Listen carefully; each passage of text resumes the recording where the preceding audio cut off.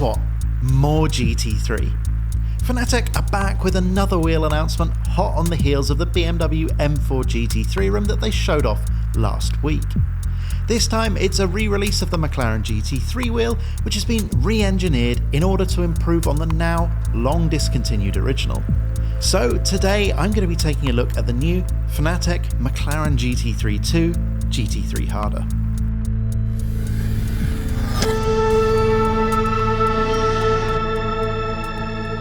Hello fellow sim racers. Fanatec were kind enough to send me the new Mark II McLaren GT3 rim over the weekend ahead of its release today.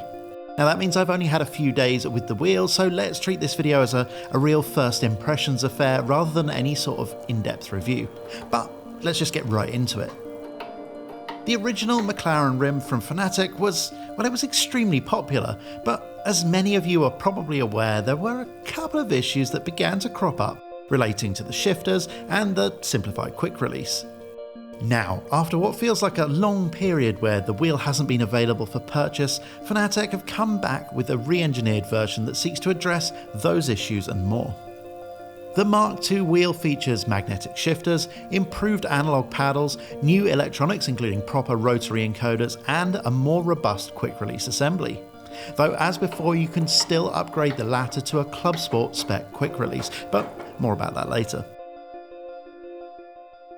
Fanatec has a wide range of wheel rims available at various price points, and when the Mark I rim was first released, it was, if I recall correctly, one of the most affordable wheels that they made. So, with the new version, which is priced at €199, we have to look at this in the context of it being a more accessible product than something like that upcoming BMW M4 GT3 rim, which I referenced in the beginning, which is clearly intended for an audience with a slightly bulgier wallet.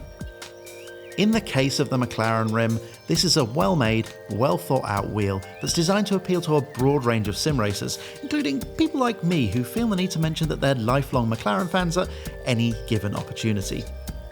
So, to keep costs sensible, the body of the wheel eschews the carbon of the real thing, and instead it's made from injection moulded plastic with an impressively executed carbon weave pattern applied. And it's surprisingly robust as well.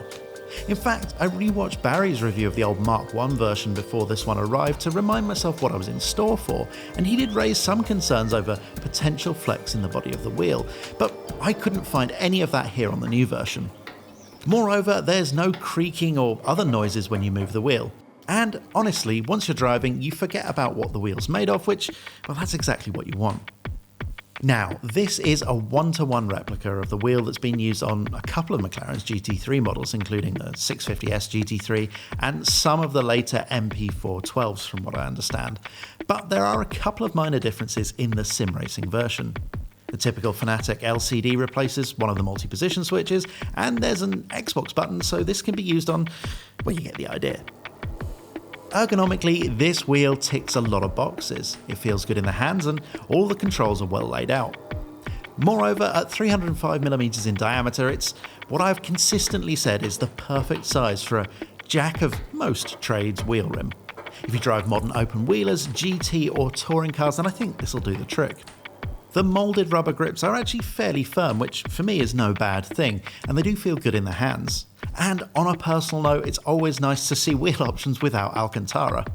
However, they are a little on the chunky side compared to some other wheels on the market, so those with very, very small hands may struggle a little when reaching for those analog paddles on the back, but I can't see that being an issue for the vast majority of users.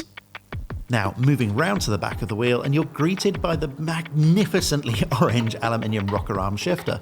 And if you've not used a single arm shifter before, this does take a couple of minutes to adjust to. But it's nice to be able to shift one-handed, especially if you want to reach for a drink or scratch that hard-to-reach itch during a long endurance stint. Of course, none of that is important compared to the shifting feel, which, well, it was a real weakness of the old model in my opinion. And, as with most things in life, the new model has been improved by throwing magnets at the problem, which produces a shifting feel that's in line with Fanatec's flagship products. Honestly, the difference is night and day. If you can steal yourself away from that big orange stick, then just below are the analog paddles. As with the Mark I version, these are made from plastic, though this time around they have been reinforced with a honeycomb structure on the inside. I will admit that the plastic does bother me a little bit since I've been spoiled by Fanatec's carbon fibre paddles on their fancier wheels. But I have to remind myself, and by extension you guys, that this is a competitively priced product, and the whole wheel costs only a tiny bit more than the shifters that I've just mentioned do on their own as a separate product. Material snobbery put to one side, they do work extremely well, and they feel almost identical to the aforementioned advanced paddle module. If you're familiar with Fanatec's paddles, then all of the usual modes are available: dual clutch, clutch and handbrake, and my personal favourite, dual analog stick mode. The latter means that these paddles can be assigned to any attribute that will accept an analog stick, which makes them particularly useful for racers requiring hand controls. While we're on the subject of controls, there are the usual array of buttons. These come with replaceable caps for those of you that don't need Xbox-specific controls, and as with other Fanatec wheels, they feel decent with a positive, clicky action which can be felt through racing gloves.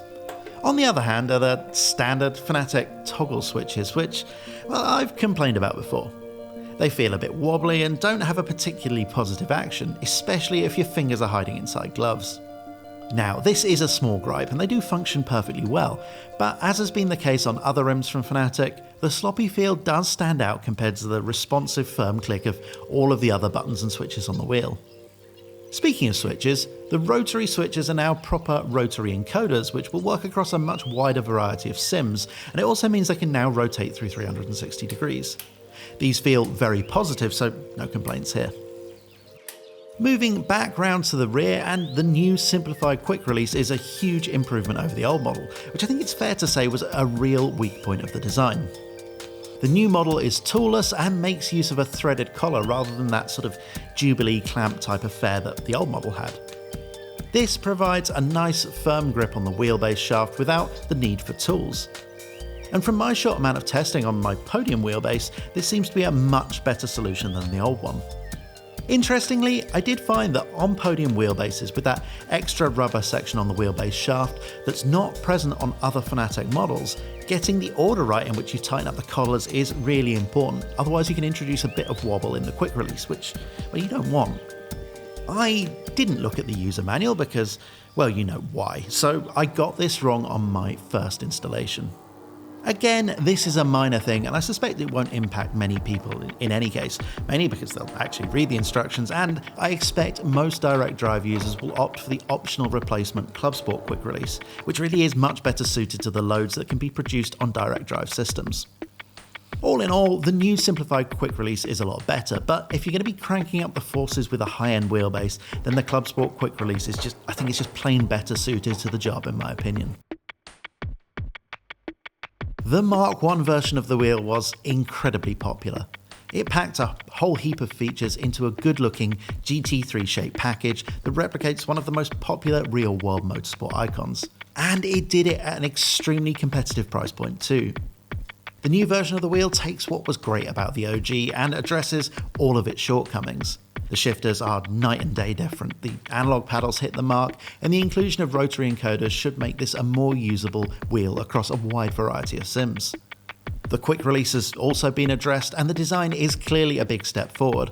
However, I haven't been able to test it on a CSL or Club Sport wheelbase because I don't own one, so I can't comment on how well it works on that type of quick release. Me, I'm glad to see the wheel back in the range. It does most things well and fits most situations wheel, I always thought the Mclaren GT3 rim was a really good shout. And now it's back with those early issues addressed. Simply put, I think you get a lot of features for your money. So then, that just about wraps things up here. Thanks again to Fanatec for getting me a copy of the wheel so I could make this video today. As always, I hope you enjoyed the video. If you did, it would be great if you could hit the like button and subscribe so you can see more content like this in the future. So all that's left to say is goodbye, thank you for watching, and enjoy the rest of your day.